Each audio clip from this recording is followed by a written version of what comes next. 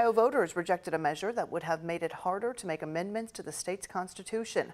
ABC's Rena Roy explains why the results of the special election held yesterday could help determine the fate of abortion rights in that state later this year.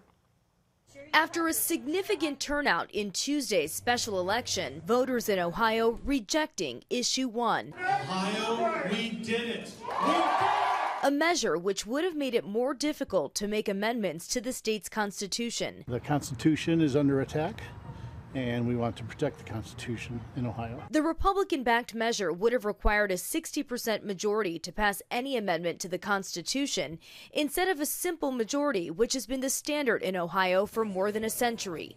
Abortion rights supporters touting defeat of the measure as a victory for reproductive rights ahead of a critical vote in November, when voters will consider a constitutional amendment that would guarantee abortion access. It was important to protect my rights, especially as a woman, and, the abortion protection, so I wanted to vote no today.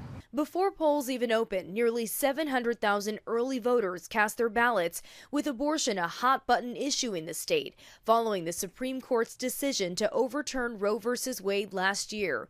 Those who backed Issue 1's passage say they're determined to keep fighting to prevent abortions in the state. I'm very strong pro-life, and it's very important. That's why this was so important. At least 15 states have passed laws enforcing total abortion bans or near total abortion bans.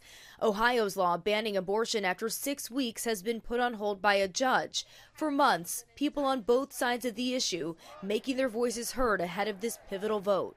And this could be a sign of how this issue plays out in the 2024 election. Several conservative states are expected to have similar abortion rights amendments on their ballots. Rena Roy, ABC News, New York.